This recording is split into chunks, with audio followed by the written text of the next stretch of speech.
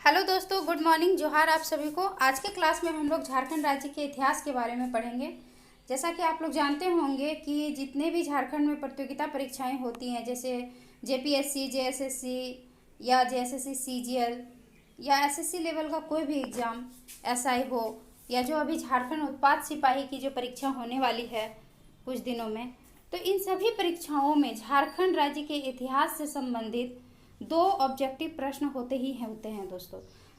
2 से अधिक हो सकते हैं, लेकिन 2 से कम क्वेश्चन इस टॉपिक से नहीं पूछे जाते हैं।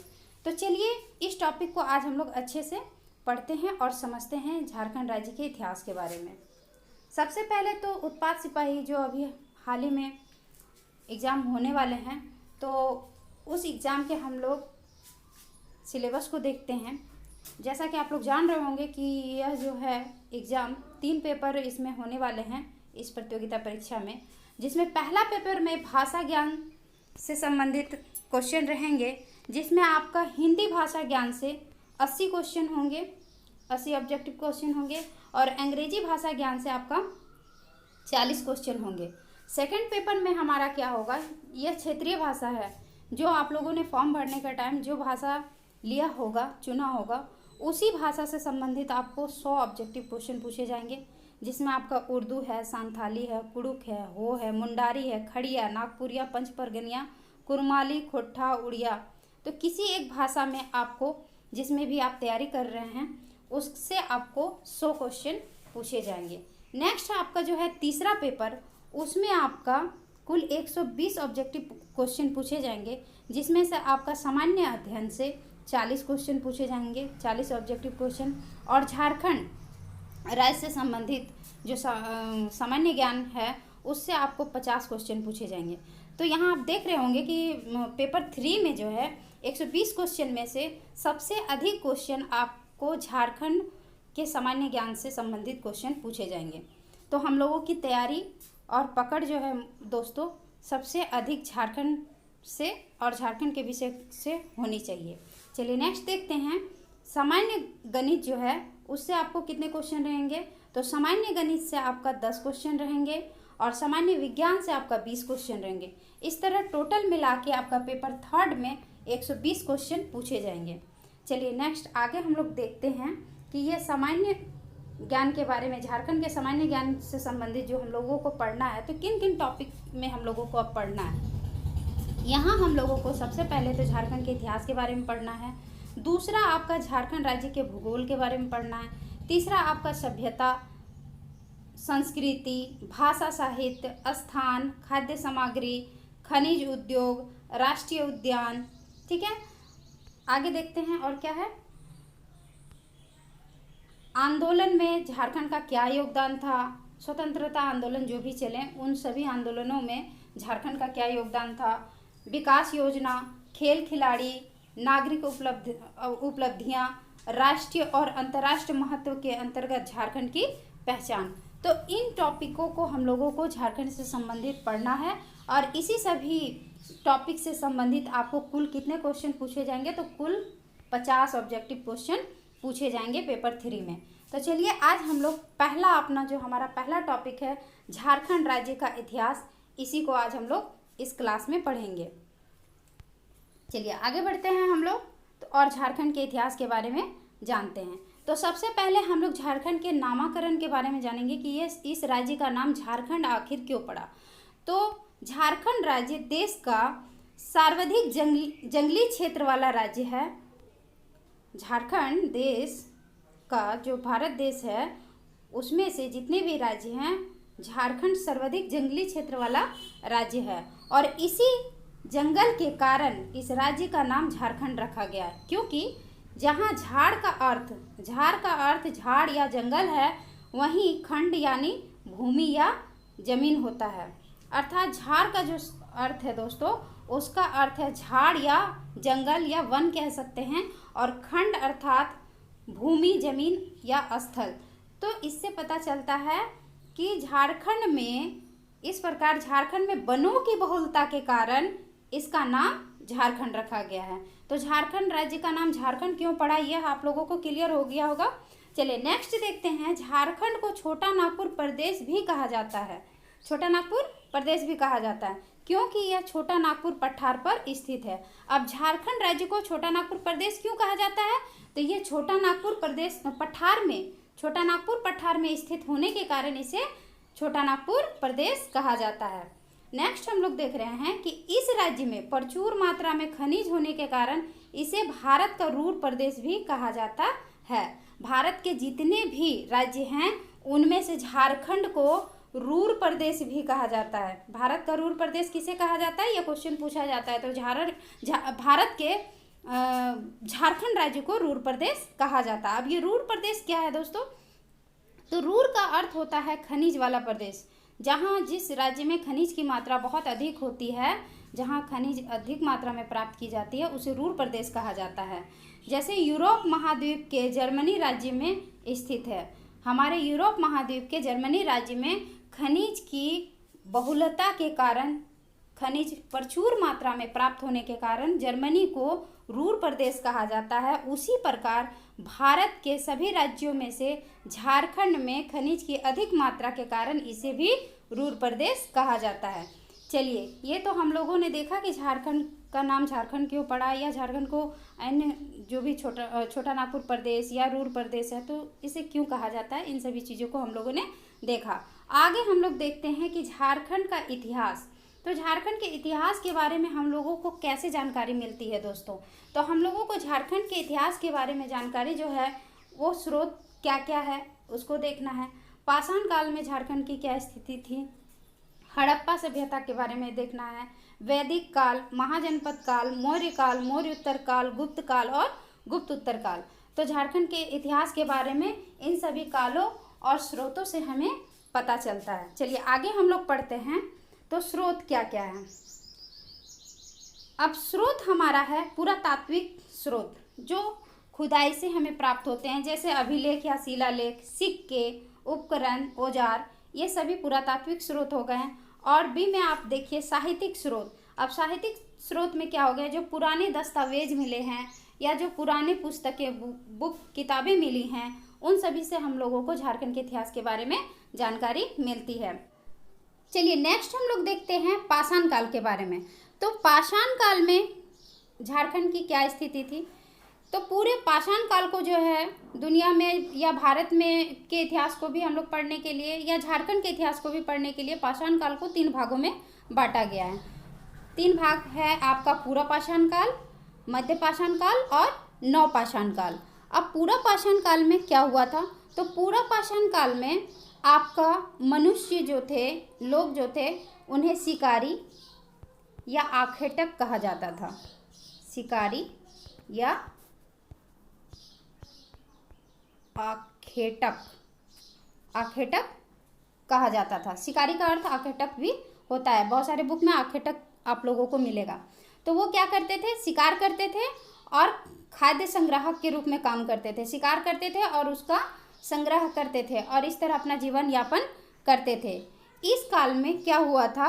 मनुष्यों को ना ही कृषि का ज्ञान था, ना ही पशुपालन का ज्ञान था। वह शिकार करते थे और उनका संग्रह करके अपना जीवन यापन करते थे।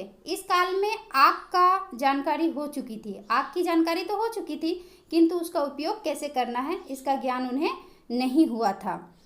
और इस काल का आपका अवशेष जो है वह झारखंड में आपको कहाँ कहाँ देखने के लिए मिलता है? तो झारखंड में इस काल के अवशेष जो है वह हजारीबाग, ठीक है, फिर आपका ये बोकारो, रांची, देवघर, पश्चिमी सिंहभूम और पूर्वी सिंहभूम, ठीक है। तो इन जगहों पर आपको पूरा पाषाण काल के अवशेष हम लोगों को प्राप्त हुए हैं, ठीक है। चलिए, तो इस काल के बारे में हम लोगों ने जाना कि पूरा पाषाण काल में क्या क्या हुआ। एक बार फिर से रिकॉल करते हैं हम लोग। इस काल के लोग क्या करते थे? शिकार करते थे और खाद्य का संग्राहक के रूप में काम करते थे। शिकार कर खाने का संग्रह करते थे। साथ ही वह इस काल में ना ही उन्हें कृषि का ज्ञान था और ना ही पशुपालन का ज्ञान था। इस काल में आग के बारे में उन लोगों को जानकारी थी, लेकिन आग का उपयोग करने उन लोगों को नहीं आया था।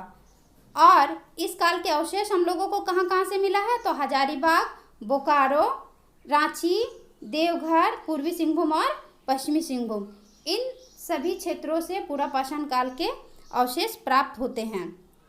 साथ ही हजारीबाग से पाषाण कालीन मानव द्वारा निर्मित पत्थरों के औजार मिले हैं। उस काल में आपका पूरा पाषाण काल में जो शिकार करने के लिए आखेटक के रूप में जो हमारे मनुष्य कार्य करते थे, तो वो जो शिकार करते थे, आखेटक करते थे, उसके लिए वो बड़े पत्थरों का उपयोग करते थे और बड़े पत्थरों का उपयोग कर जानवरों को मारकर अपने भोजन का व्यवस्था करते थे। चलिए नेक्स्ट हम लोग देखते हैं मध्य पाषाण काल। अब ये मध्य पाषाण काल में क्या हुआ, मध्य पाषाण काल में लोगों को पशुपालन करना आ गया और लोगों ने पशुपालन की शुरुआत कर दी। ठीक है, लोगों ने क्या किया, पशुपालन करना शुरुआत कर दिया। कब, मध्य पाषाण काल में। और इसके अवशेष कहाँ से मिलते हैं झारखंड के, तो झारखंड के दुमका, पलामू, धनबाद, रांची, पूर्वी सिंहभूम और पश्चिमी सिंहभूम, इतने जगहों से हम लोगों को मध्य पाषाण काल के अवशेष प्राप्त होते हैं। और मध्य पाषाण काल में पशुपालन की शुरुआत हो चुकी थी। ठीक है, अब हम लोग आगे देखते हैं नव पाषाण काल के बारे में। नव पाषाण काल में क्या हुआ, नव पाषाण काल में लोगों को जो औजार के उपकरण थे, वह उपकरण आपका थोड़ा नुकीला बनने लगा। पत्थरों के ही औजार होते थे, लेकिन वो जो आकार था वो नुकीला हो गया था। पूरा पाषाण में बड़े पत्थरों का व्यवहार किया जाता था, मध्य में थोड़े छोटे हो गए थे, लेकिन आकार देने उनको पूरी तरीके से नहीं आया था, थोड़ी बहुत आकार देना वो सीखे थे। नव पाषाण में उन्होंने आकार देना सीखा और उन पर धार देना सीखा, ताकि आसानी से वह शिकार कर सके। और उन सभी को नव पाषाण काल में क्या हुआ, मनुष्यों को कृषि करने भी आ गया, वो पशुपालन भी करते थे, ये सारे चीज वो लोग करते थे। अब ये नव पाषाण काल को भी हम लोग 3 भागों में बांटते हैं। नव पाषाण काल को हम लोग कितने भाग में बांटते हैं, तो नव पाषाण काल को 3 भागों में विभाजित किया जाता है। किन किन कालों में विभाजित किया जाता है, तो ताम्र पाषाण काल, कांस्य युग और लौह युग। इसमें क्या हुआ था, ताम्र पाषाण काल में लोगों ने पत्थरों के साथ तांबे का उपयोग करना सीख लिया था और तांबे की खोज हो चुकी थी। कांस्य युग में क्या हुआ, कांस्य युग में लोगों ने तांबे और टीन को मिलाकर पिघलाकर कांसे का आविष्कार कर लिया था। और लौह युग में क्या हुआ था कि लोहे की खोज हो चुकी थी। तो इस तरह नव पाषाण काल को 3 भागों में विभाजित किया गया है। अब हम लोग देखते हैं कि झारखंड के प्रथम प्रमाण हम लोगों को कहाँ से मिलता है, तो झारखंड का प्रथम प्रमाण जो है वो 13वीं शताब्दी के ताम्रपत्र से मिला है। झारखंड के किस स्थान से प्राचीन साक्ष्य प्राप्त हुए हैं, अब इसको विशेष रूप से जो मुख्य चीज़ें प्राप्त हम लोगों को हुआ है, तो झारखंड के किस जिला से कौन से प्राचीनतम साक्ष्य हम लोगों को प्राप्त हुआ है, चलिए आगे हम लोग वीडियो में उसको देखते हैं। हजारीबाग, तो हजारीबाग से हम लोगों को क्या क्या मिला है, इसको गांव में भूल भुलैया के अवशेष प्राप्त हुए हैं।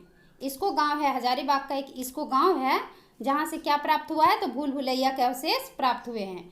इटखोरी अभिलेख प्राप्त हुआ है। इसको गांव से गुफा, अंतरिक्ष, जहाज, नक्षत्र की आकृति प्राप्त हुए हैं। हजारीबाग के दूध पानी डुमडुमा से पालकालीन मूर्तियों के अवशेष प्राप्त हुए हैं।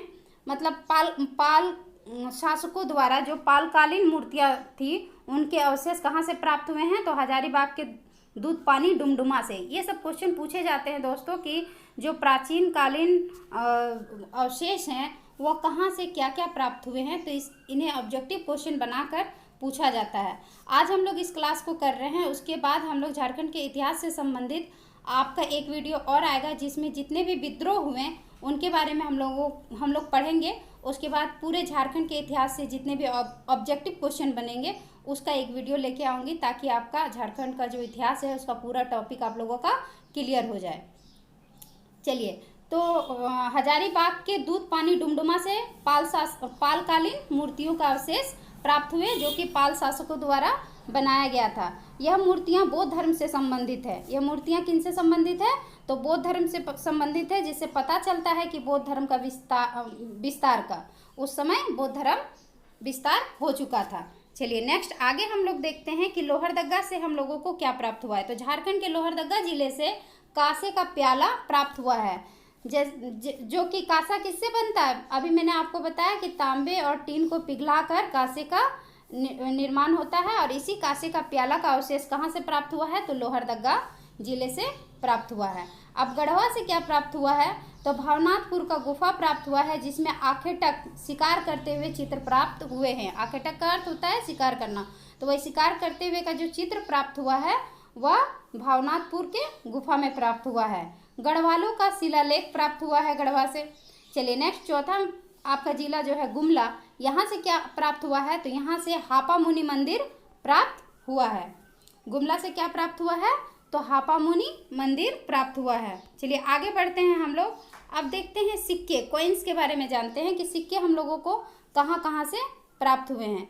तो रोमन सिक्के जो हैं हम लोगों को पश्चिमी सिंहभूम और सिंहभूम क्षेत्र में प्राप्त हुए हैं। कुषाण के सिक्के जो हैं वो सिंहभूम और रांची में प्राप्त हुए हैं। कुषाण के सिक्के कहाँ कहाँ से प्राप्त हुए हैं? तो सिंहभूम क्षेत्र से भी प्राप्त हुए हैं और रांची क्षेत्र से भी प्राप्त हुए हैं। इंडोसिथियन सिक्के, अब ये सिक्के जो है वो सिंहभूम के चाईबासा से प्राप्त हुआ है। नेक्स्ट हम लोग देखते हैं चतरा जिला।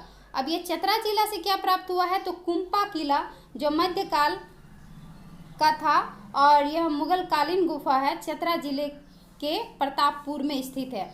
यह कहाँ स्थित है? कुंपा किला। पूछा जाता है कि मध्यकालीन कुंपा किला जो मुगल कालीन था वह किस जिले से प्राप्त हुए हैं?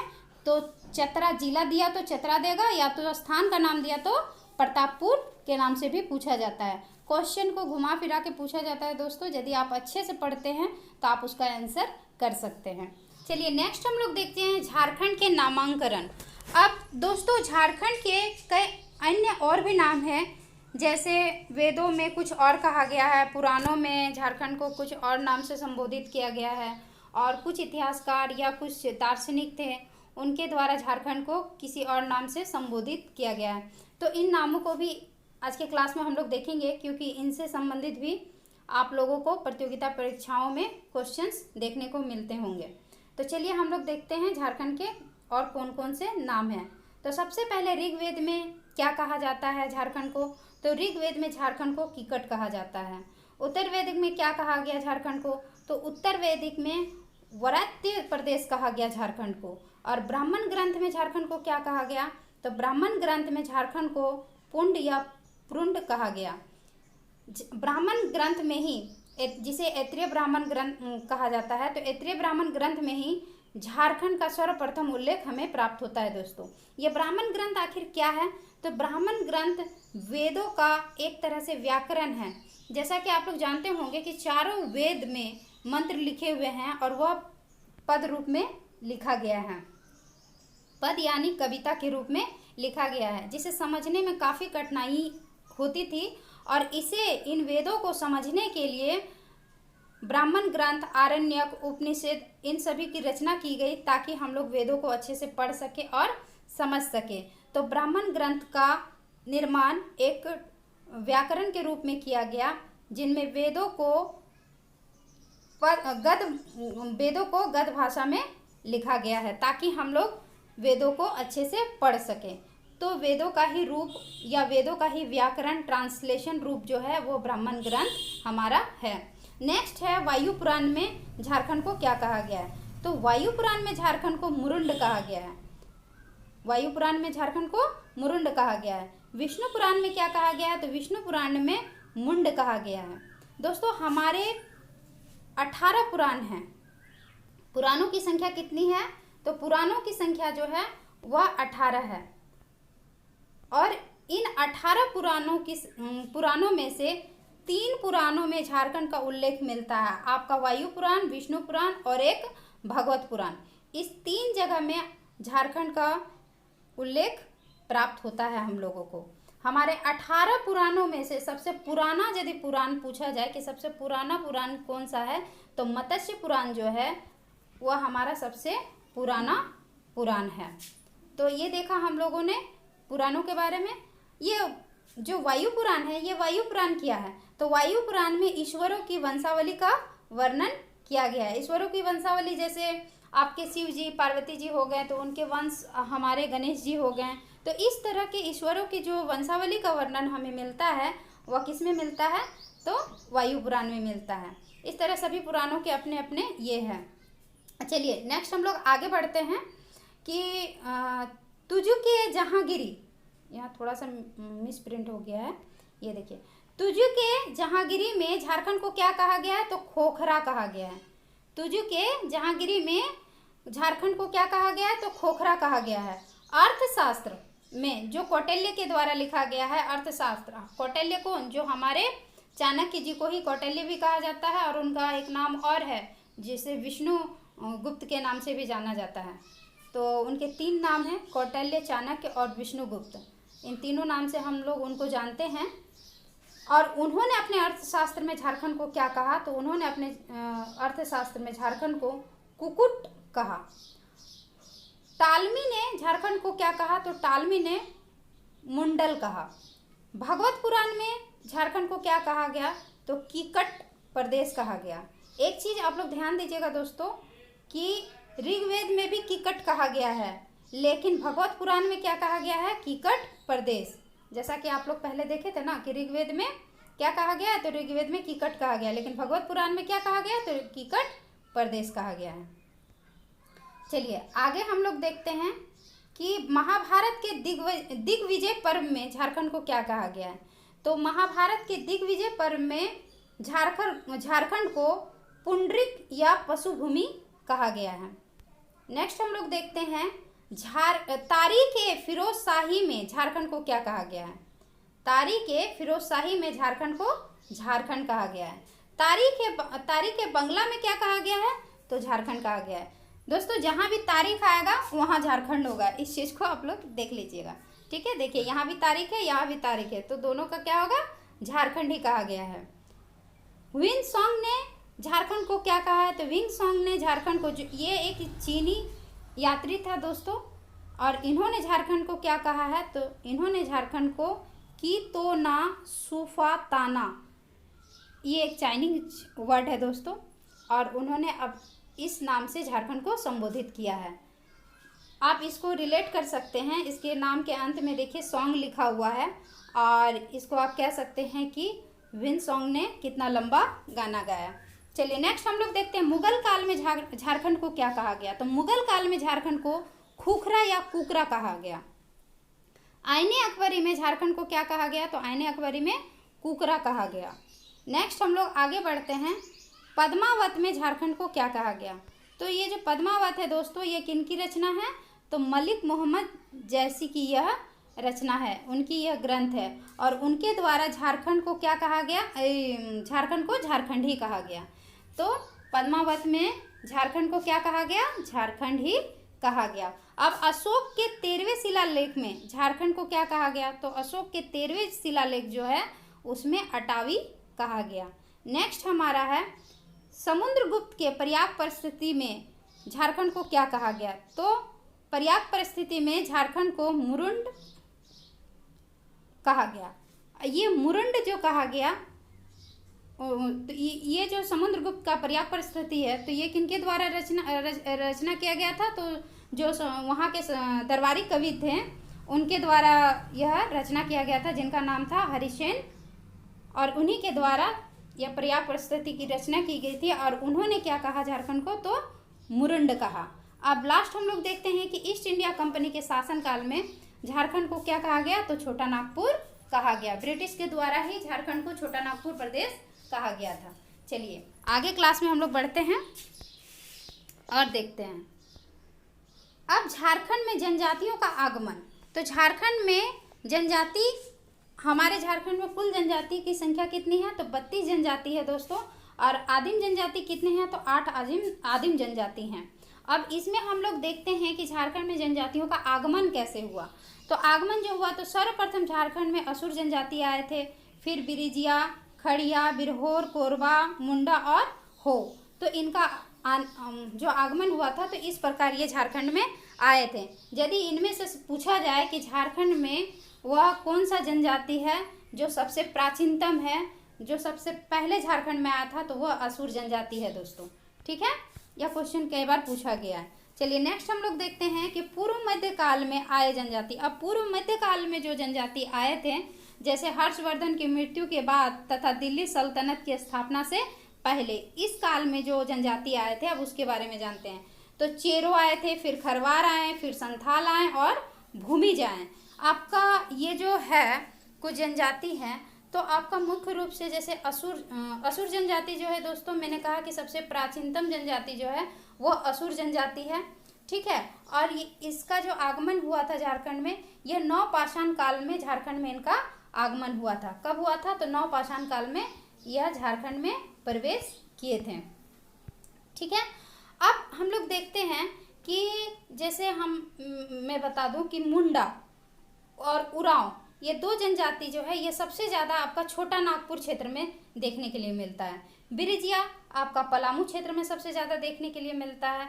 भूमिज, जो हमारा भूमिज जनजाति है, वह आपका धनबाद क्षेत्र में सबसे अधिक देखने को मिलता है। भूमिज जनजाति जो है वो मानभूम क्षेत्र के धनबाद में सबसे अधिक देखने को मिलते हैं। अब हो जनजाति जो है दोस्तों, वह हजारीबाग में ज़्यादा देखने को मिलता है, और संथाल जनजाति जो है वह संथाल परगना में अधिक देखने को मिलते हैं। तो इस प्रकार हमारे जनजाति के आगमन थे, और कुछ जनजाति कहाँ किस तरीके से हैं वो उनको हम लोगों ने क्लास में देखा। चलिए नेक्स्ट हम लोग देखते हैं कुछ महत्वपूर्ण बिंदु है इसी जनजाति से संबंधित। असुर जनजाति, जैसे कि मैंने बताया, सबसे प्राचीनतम जनजाति हैं। ये क्या करते थे? ये लोहे गलाकर औजार बनाते थे और औजार बनाकर अपना जीवन यापन करते थे। असुर जनजाति नवपाषाण काल से लेकर वैदिक काल तक दिखाई देते हैं। मैंने बताया कि असुर जनजाति कब आए थे झारखंड में, तो वह नवपाषाण काल में आए थे। अब मुंडा जनजाति क्या है? तो मुंडा जनजाति तिब्बत से आए थे, जो रोहतासगढ़ होते हुए छोटा नागपुर में बस गए। मुंडा जनजाति ने ही असुर जनजाति की संस्कृति का अंत किया था। जब मुंडा जनजाति आए तो उन्होंने क्या किया? असुर जनजाति की संस्कृति का अंत कर दिया। मुंडा जनजाति दरअसल कौन थे? तो जरासंध, जो महाभारत का पात्र है, उनके सेना में ये लोग सम्मिलित थे, मुंडा जनजाति। चलिए आगे देखते हैं आपका उराव जनजाति के बारे में। तो उराव जनजाति जो है दोस्तों, इसका भाषा जो है वो कुड़ुक है, कुड़ुक थी, और कुड़ुक भाषा दक्षिण भारत के कन्नड़ भाषा से काफ़ी समानता थी, इसलिए माना जाता है कि उराव जनजाति दक्षिण भारत से आए होंगे। चलिए नेक्स्ट अब देखते हैं हम लोग धार्मिक आंदोलन में झारखंड की क्या भूमिका रही। धार्मिक आंदोलन में दोस्तों झारखंड का जो भूमिका रही, जैन धर्म झारखंड में सबसे अधिक मिले। जैन धर्म का जो है सबसे अधिक झारखंड में देखने को मिले। इसका हम लोग का जीता जाता अभी भी प्रमाण है। चलिए आगे हम लोग पढ़ते हैं। जैसे जैन धर्म में 24 तीर्थंकर हुए, आप लोग पढ़े होंगे, इतिहास में भी, हिस्ट्री सब्जेक्ट में भी आप लोगों ने पढ़े होंगे। इस 24 तीर्थंकरों में से 20 तीर्थंकरों को जो मोक्ष और निर्वाण की प्राप्ति हुई थी, वह कहाँ हुई थी? तो पारसनाथ की पहाड़ी में हुई थी, जो हमारे गिरिडीह जिला में स्थित है, जो आज भी मौजूद है दोस्तों। ठीक है, तो हमारे 24 तीर्थंकरों में से 23 तीर्थंकर ऐसे थे जिनको मोक्ष और निर्वाण की प्राप्ति कहाँ हुई? तो झारखंड में ही हुई, और पारसनाथ की पहाड़ी जो कि गिरिडीह जिला में स्थित है वहाँ पर हुई। 23वें जो हमारे 23वें तीर्थंकर पारश्वनाथ जी थे, तो उनको भी पारसनाथ की पहाड़ी में ही निर्वाण और मोक्ष की प्राप्ति हुई थी। जैन धर्म का जो प्रसार जो हुआ झारखंड में मुख्य रूप से, वह 8वीं शताब्दी में हुआ था दोस्तों। नेक्स्ट हम लोग देखते हैं जैन धर्म के प्रमुख स्थल। अब ये जैन धर्म के प्रमुख स्थल झारखंड में कहाँ कहाँ है दोस्तों? तो छोटा नागपुर के मानभूम क्षेत्र में जैन धर्म के साक्ष्य प्राप्त हुए हैं। मानभूम क्षेत्र जो है हमारा झारखंड का, वहाँ से जैन धर्म के साक्ष्य प्राप्त हुए हैं। और वो प्रमुख स्थल कौन कौन से हैं? तो प्रमुख स्थल है पवनपुर, कतरासगढ़, पकबीरा, देवली और तुइसामा। इन 5 स्थलों से हम लोगों को जैन धर्म के साक्ष्य प्राप्त हुए हैं। नेक्स्ट हम लोग पलामू जिला, जहाँ के हनुमान गांव में जैन धर्मों के पूजा स्थल के साक्ष्य प्राप्त हुए हैं। पलामू जिला से दोस्तों, पलामू जिला के हनुमान गांव से जैन धर्म के पूजा स्थलों का साक्ष्य प्राप्त हुआ है। कौटिल्य के अर्थशास्त्र, कौटिल्य जो चाणक्य जी थे, उनके द्वारा रचित अर्थशास्त्र तथा अचरांग सूत्र में भी झारखंड में जैन धर्म का विवरण मिलता है। इन दोनों ग्रंथों में झारखंड में जैन धर्म का प्रसार था, इसका वर्णन मिलता है। तो अचरांग सूत्र क्या है दोस्तों? अर्थशास्त्र तो हमारे चाणक्य द्वारा रचित ग्रंथ है जो राजनीति से संबंध है, और अचरांग सूत्र जो है दोस्तों वह एक जैन धार्मिक ग्रंथ है जिसमें जैन भिक्षुओं द्वारा पालन किए गए आचरण एवं नियमों का वर्णन किया गया है अचरांग सूत्र में। आगे हम लोग देखते हैं सिंहभूम में जैन भिक्षुओं, सिंहभूम क्षेत्र में, झारखंड के सिंहभूम क्षेत्र में जैन भिक्षुओं को सरक या सराक कहा जाता है। ये सरक या सराक किन्हें कहा जाता है? ये स्पेशली जो गृहस्थ जननी होती हैं उन जननियों को के लिए प्रयोग किया गया था। चलिए आगे हम लोग देखते हैं झारखंड के सिंहभूम क्षेत्र में जो है, सिंहभूम क्षेत्र के बेनू सागर में जैन धर्म का प्रसार का प्रमाण मिलता है। पारसनाथ को जैन धर्म का मक्का कहा जाता है। जैसा कि हम लोगों ने देखा कि जैन धर्म में 24 तीर्थंकर हुए और उन 24 तीर्थंकरों में से 20 तीर्थंकरों को मोक्ष निर्वाण की प्राप्ति जो है दोस्तों पारसनाथ की पहाड़ी में मिली, और इससे पता चलता है कि यह जैन धर्म के लिए कितना पवित्र स्थल है, जिस कारण इसे जैन धर्म का मक्का कहा जाता है। पूछा जाता है क्वेश्चन में कि झारखंड में जैन धर्म का मक्का किसे कहा जाता है? तो झारखंड में जैन धर्म का मक्का पारसनाथ पहाड़ी को कहा जाता है या पारसनाथ मंदिर को कहा जाता है। पारसनाथ, नेक्स्ट हम लोग आगे देखते हैं। पारसनाथ जैन धर्म के अंतिम तीर्थंकर थे। जो 24 तीर्थंकर हुए थे जैन धर्म में, उसके अंतिम तीर्थंकर थे पारसनाथ, जिन्होंने 717 ईस्वी में निर्वाण की प्राप्ति झारखंड में की। चतरा जिले के कोल्हुआ पहाड़, अब झारखंड का जो चतरा जिला है, चतरा जिला के कोल्हुआ पहाड़ जिसे कालेश्वरी पहाड़ के नाम से भी हम लोग जानते हैं, वहाँ जैन धर्म की मूर्तियाँ मिली है। कालेश्वरी पहाड़ में सिख धर्म का भी केंद्र रहा है और इसी पहाड़ में बौद्ध धर्म की भी मूर्तियों का अवशेष प्राप्त हुआ है।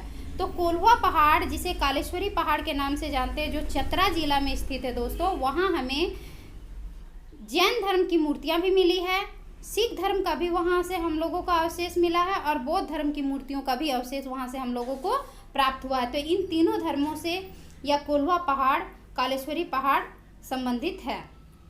चलिए आगे हम लोग देखते हैं बौद्ध धर्म के बारे में। यह बौद्ध धर्म जो है झारखंड में मुख्य केंद्र इसके देखने को मिले हैं धनबाद जिला और पलामू में। धनबाद, पलामू बौद्ध धर्म का प्रमुख केंद्र थे। धनबाद में दालमी या डालमी और बुद्धपुर से बुद्ध के स्मारक मिले हैं। धनबाद के दालमी जो कि स्वर्ण रेखा तट पर स्थित है और बुद्धपुर कसाई नदी के तट पर स्थित है, और यहीं पर आपका बुद्धेश्वर मंदिर भी है। योगिनी मंदिर, योगिनी मंदिर जो कि गोड्डा जिले में स्थित है। पूछा जाता है कि झारखंड के किस जिले में योगिनी मंदिर स्थित है? तो झारखंड के गोड्डा जिला में योगिनी मंदिर स्थित है, जो कि आपका बौद्ध धर्म से संबंधित है। क्वेश्चन को इस प्रकार से भी पूछा जाता है कि योगिनी मंदिर जो बौद्ध धर्म से संबंधित है वो किस जिला में स्थित है? तो झारखंड के गोड्डा जिला में स्थित है। या तो क्वेश्चन को इस तरह से भी पूछा जाएगा कि झारखंड के गोड्डा जिला में जो योगिनी मंदिर स्थित है वो किस धर्म से संबंधित है? तो वह बौद्ध धर्म से संबंधित है। दोस्तों क्वेश्चन को घुमा फिरा कर प्रतियोगिता परीक्षाओं में पूछी जाती है। आप अच्छे से क्लास करते हैं और अच्छे से समझते हैं तो आप क्वेश्चन को किसी भी तरीके से पूछा जाए आप उसका सही टिक करके ही आएंगे। इसीलिए क्लास को अच्छे से सुने, क्लास को 2 से 3 बार जरूर देखें। चलिए नेक्स्ट आगे हम लोग देखते हैं मूर्तिया गांव। ये मूर्तिया गांव कहाँ है? तो ये झारखंड के पलामू जिला में स्थित है और यह बौद्ध धर्म के अनेक अवशेष यहाँ से हम लोगों को प्राप्त हुए हैं। तो झारखंड के पलामू जिला जहाँ मूर्तिया गांव स्थित है और वहाँ से बौद्ध धर्म के अनेक अवशेष हमें प्राप्त हुए हैं। अब आगे हम लोग देखते हैं कि धनबाद के, अब झारखंड के धनबाद जिला में जो करुआ गांव है, करुआ गांव से बौद्ध धर्म के स्तूप का प्रमाण मिलता है। मतलब ये क्वेश्चन ऐसे पूछा जाएगा आपसे कि झारखंड के किस जिले से बौद्ध धर्म के स्तूप के प्रमाण मिला है? तो हम लोग उसका सही आंसर करुआ ग्राम करेंगे जो कि धनबाद जिला में स्थित है। ठीक है, आगे हम लोग देखते हैं गुमला के। अब गुमला जिला के केतुआ गांव या कटुआ ग्राम से, केतुंगा ग्राम या कटुआ ग्राम से बुद्ध की प्रतिमा प्राप्त हुई है। तो गुमला जिला से जो केतुंगा ग्राम और या तो उसे कटुआ ग्राम भी कहा जाता है, वहां से हम लोगों को क्या प्राप्त हुआ है, तो बुद्ध की प्रतिमा प्राप्त हुई है। अब ईचागढ़ जो हमारा सरायकेला खरसवा जिला में स्थित है, ईचागढ़, वहां से तारा बौद्ध देवी की मूर्ति प्राप्त हुई है जो कि वज्रयान से संबंधित है। जैसे बौद्ध धर्म आपके वज्रयान, हीनयान ये से संबंधित है, तो ये जो तारा बौद्ध देवी की मूर्ति है यह वज्रयान से संबंधित थे। आगे हम लोग नेक्स्ट देखते हैं कि खूंटी जिले से क्या प्राप्त हुआ है। तो खूंटी जिले के बेलवा दाग ग्राम से ईंटों से निर्मित बौद्ध टीला मिला है जो कि मौर्यकालीन ईंटों से बने थे। अर्थात झारखंड के खूंटी जिले से बेलवा दाग ग्राम है, वहाँ से एक बौद्ध का टीला मिला है, बौद्ध धर्म का टीला मिला है, और वहाँ जो ईंटों का प्रयोग किया गया है दोस्तों, वह मौर्यकालीन ईंट है। ठीक है, चलिए आगे बढ़ते हैं। बंगाल का शासन पाल शासक, इनके शासन काल में बौद्ध धर्म का प्रचार प्रसार काफ़ी तेजी से फैली थी। इनके काल में भी जो बौद्ध धर्म था वो झारखंड में काफ़ी तेजी से फैली थी, और इन्हीं के काल में हमारा जो छिन्नमस्तिका मंदिर रजरप्पा में है इसका निर्माण हुआ था। नेक्स्ट हम लोग देखते हैं हजारीबाग के बरही के पास जो सूर्य कुंड है, जहाँ पर उसके निकट से हम लोगों को बौद्ध धर्म के मूर्ति प्राप्त हुए हैं। चलिए नेक्स्ट आगे हम लोग देखते हैं। हजारीबाग के सीतागढ़ पहाड़ से भगवान बुद्ध की 4 आकृति वाले एक स्तूप मिली है। अब क्या पूछा जाएगा कि हजारीबाग झारखंड के किस राज्य से बौद्ध धर्म के 4 आकृतियों वाली एक स्तूप मिली है, तो वह हमारा सीतागढ़ पहाड़ से, जो कि हजारीबाग जिले में स्थित है, वहाँ से मिली है। आगे हम लोग देखते हैं जमशेदपुर के पटम्बा गांव से भगवान बुद्ध की 2 प्रतिमाएं मिली है। भगवान बुद्ध की 2 प्रतिमाएं पटम्बा गांव से हम लोगों को मिली है, जमशेदपुर के। चलिए आगे हम लोग अब देखते हैं मौर्य काल के बारे में। मौर्य काल में झारखंड को कुकुट देश कहा है। मौर्य काल में झारखंड को क्या कहा गया है, तो मौर्य काल में झारखंड को कुकुट देश कहा है। यह बात कौटिल्य के अर्थशास्त्र में मिली है। कौटिल्य द्वारा जो रचना किया गया अर्थशास्त्र, उसमें झारखंड को कुकुट देश कहा गया है। कौटिल्य के अर्थशास्त्र में ईव नदी और शंख नदी की चर्चा की गई है। झारखंड की 2 नदियों का चर्चा, ऐसे क्वेश्चन पूछा जा सकता है कि कौटिल्य ने अपने अर्थशास्त्र में झारखंड की किन 2 नदियों का चर्चा किया है, तो वह ईव नदी हो गया और शंख नदी हो गया, जिसमें शंख नदी पूरी तरीके से झारखंड में प्रभावित है। वह झारखंड में ही प्रभावित है, झारखंड से बाहर यह नदी नहीं बहती है। और अर्थशास्त्र के अनुसार इन नदियों से हीरे निकाले जाते थे। चलिए आगे देखते हैं। मौर्य अपनी सेना के लिए हाथी झारखंड से मंगवाते थे। मौर्य साम्राज्य में जो शासक हुआ करते थे मौर्य शासन काल में, वो लोग अपने सेना के लिए हाथी मंगवाते थे, और वो हाथी कहाँ से मंगवाते थे, तो झारखंड से ही मंगवाते थे। नंद वंश में भी हाथी का उपयोग सेना में करते थे। अर्थात मौर्य वंश और नंद वंश, इन दोनों के द्वारा हाथी का प्रयोग किया जाता था, और हाथी विशेष रूप से झारखंड में पाया जाता था। आठवीं अशोक के सेनापति थे, जिसे झारखंड भेजा गया था झारखंड के जनजातियों पर अपना आधिपत्य विस्तार के लिए। अशोक ने क्या किया था, अपने सेनापति 8वीं को झारखंड भेजा था ताकि यहाँ के जो भी जनजाति थे उन पर अपना आधिपत्य और अपना साम्राज्य विस्तार कर सके। अशोक के 13वें शिलालेख में झारखंड को 8वीं प्रदेश कहा गया है। इसका जो विस्तार है वो कहाँ से कहाँ तक है, उनके 13वें शिलालेख में लिखा हुआ है। विस्तार जो है उड़ीसा से बघेलखंड छत्तीसगढ़ तक इसका विस्तार मिलता है। अशोक ने बौद्ध धर्म के विस्तार के लिए 8वीं को भेजा था। अब बौद्ध धर्म के विस्तार के लिए झारखंड में किसे भेजा था, तो 8वीं को भेजा था। 8वीं को जो भेजा था वो जनजातियों पर अपना आधिपत्य स्थापित करने के लिए भेजा था, लेकिन 8वीं को बौद्ध धर्म के लिए भेजा था। एक थे उनके सेनापति 8विक, ठीक है, और एक थे आठवी जिन्हें भेजा था बौद्ध धर्म के विस्तार के लिए। कंफ्यूजन नहीं होइएगा दोस्तों, ठीक है। नेक्स्ट हम लोग देखते हैं आगे। समुद्रगुप्त के बाद गौड़ शासक हुए और गौड़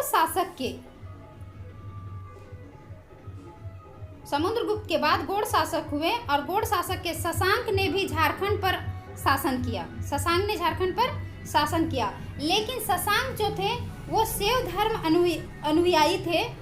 उसने झारखंड में बौद्ध धर्म के विरोधी नीति चलाया।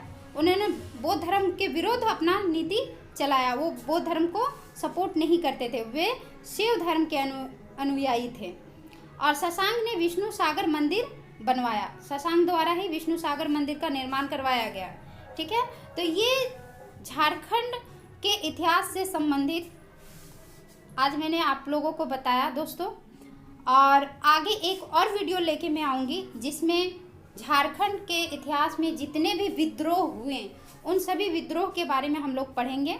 उसके बाद हमारा झारखंड का जो इतिहास है लगभग कंप्लीट हो जाएगा। उसके बाद हम लोग फिर ऑब्जेक्टिव करेंगे, 1 से 2 वीडियो में ऑब्जेक्टिव को कवर कर लेंगे ताकि झारखंड का इतिहास से संबंधित यह टॉपिक हमारा अच्छे से क्लियर हो जाएगा।